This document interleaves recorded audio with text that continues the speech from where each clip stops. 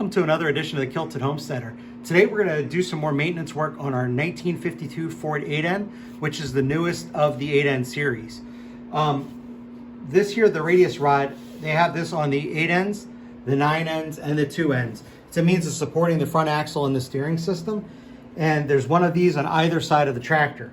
Now, when I first got this tractor, it was making squeaking sounds as it was going down. You know, you run across the field, it was making squeaking sounds. And at first I thought it was coming from the brakes, but then I realized the squeaking sound was coming from this radius arm joint right here. I almost call it like a knuckle joint. And there's no fittings or anywhere to way to lubricate this, this joint here. And I tried initially putting some like a 3-in-1 oil type oil, like a thin oil in there. It got in there, it stopped it from making noise, but it didn't last very long. Probably within a week or two, it would start squeaking and making noise again. So what I'm going to do today is I'm going to take this cap off. Just got to take that nut off and that nut off there. Take that off, pull the cap off, and I'm going to pack it full of grease and put it in there. Now there's some people saying, well, the problem with using grease is going to attract dirt, which is always the case with grease no matter where you do it. Even if you did it on another joint on the tractor that has a grease fitting, you're still going to attract dirt to it. The best thing to do is keep things clean as possible, and probably take this periodically apart like I'm going to do today, and grease it up and use it as an opportunity to clean it up and grease it up. So what I'm going to do is I got to let my 11/16 wrench, or excuse me, socket and ratchet, and a little bit of extension so I'm not banging myself into the clutch here. And we're going to go ahead and take this apart. Now, one thing you'll notice with Ford 8N tractors is they don't have a lot of different bolt sizes and nut sizes on the tractor. I think this is something they did probably to simplify what tools would be needed for maintenance, because 11/16 you'll find is a common size working around a Ford 8N tractor. Like I said, there are other sizes, but sometimes even bolts that look like they should be a different size are always 11/16 heads. So this coming apart pretty easy here. And I'm only gonna do one side at a time. That way we're not running into, I don't know if they're doing any balance or any issues. So we're just gonna do one side at a time. And I'm gonna show you guys me doing the one side here. And this one here, it looks like the bolt's coming out. This bolt threads into the side of the casing here. And it looks like the bolt's coming out instead of the nut turning off it. That's not really a problem. I probably could take the time to take the nut off the bolt and redo it again. But for what I'm doing with this here, I think it's gonna work out fine. So we got that one loosened out, and we got the top one loosened. This one's just spinning right off, the nut's coming off. And of course, there should be, so if you take yours apart and there's not, there should be a lock washer behind it. See, so you got your lock washer, and then of course your nut. And then this one here, the bolt's coming right out. And here's your radius rod, and then your radius, I guess call it a radius rod cap right here. So you can see it looks pretty dry in there.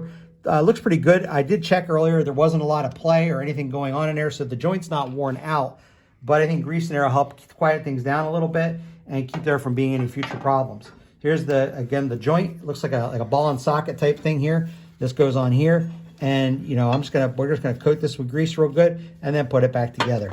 Now, one thing I think is interesting here, if you look down inside here, there's a groove cut inside of this, and I don't know what that, maybe that was to hold some kind of a lubricant in there, but it's a groove going from the top all the way to the bottom.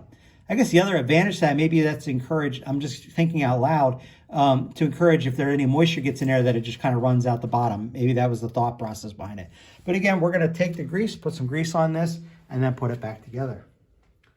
So for the grease, I just use what I typically use around the shop, just a good brand of, decent brand of wheel bearing grease. And I'm just gonna, this is one of the things you're gonna get dirty, you're gonna get messy. Put gloves on if you need to. And we're gonna coat the ball real good here, and then probably put a little bit in the socket.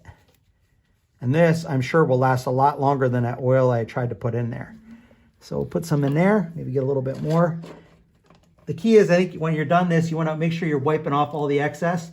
So coat it in there, get it a real good coating inside and around. I got myself a towel here, wipe my fingers off. Get the grease off. Again, working on tractors, you got to expect to get greasy and a little dirty sometimes. Gloves go a long ways, but there's sometimes you can't work and use gloves at the same time just because you need a little bit better dexterity with your fingers. But if you're afraid of getting dirty and greasy, then you shouldn't really be working on a tractor. So we're going to push that right back in the slot like that. And I'm gonna let that there, and I forgot to put a little bit of grease on the cap. Not that there's not already enough grease in there, but I'd rather it be too much and have to wipe it off than not enough. So I'm putting a nice coating inside there. I'll wipe my finger off again. You gotta try to keep as clean as possible, but again, you can't be afraid of grease and dirt after all. It's it's work. So we're going to head and put this back on. Probably put the bottom one in here now for alignment. That lines right up. Got some turns. Of course, you want to make sure you got your lock washer still on there. Yeah, we got some turns on there.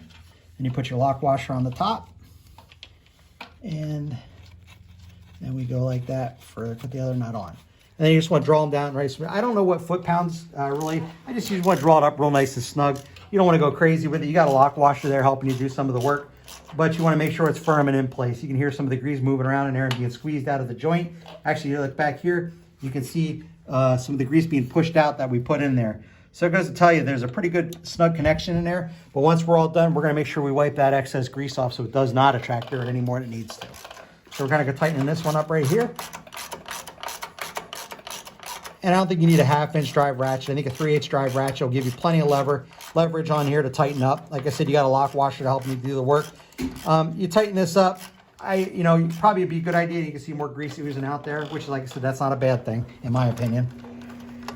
It'd be a good idea to check these out a week down the road just to make sure they're nice and snug. But if they're snug after you check them maybe a week down the road after some use, I'm sure it'll be fine later. There we go, nice and snug on both of those. So there, good. All right, we got that done. I'm gonna take my other clean rag here and I'm gonna wipe all the excess grease off as much as possible. You can see there was a lot of grease on here from previous owners. 1952, this tractor's been around for 70 years. So obviously it's gonna have some grease and grime buildup on there.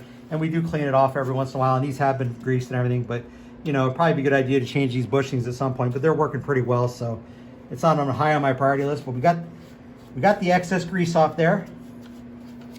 And now our joint is going to be full of grease, and then it's probably going to last a lot longer, like I said, than the other thing I was using there. How often you do it, I guess it all depends on how much you use your tractor.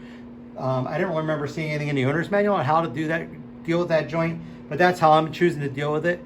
So I hope that was helpful to you. Thank you for watching another episode of The Kilted Homesteader. If you like our videos, I encourage you to give us a thumbs up, and also hit the notification if you'd like to be notified of further videos coming out on our channel, and also I'd encourage you to subscribe to our channel. So thank you very much and have a blessed day.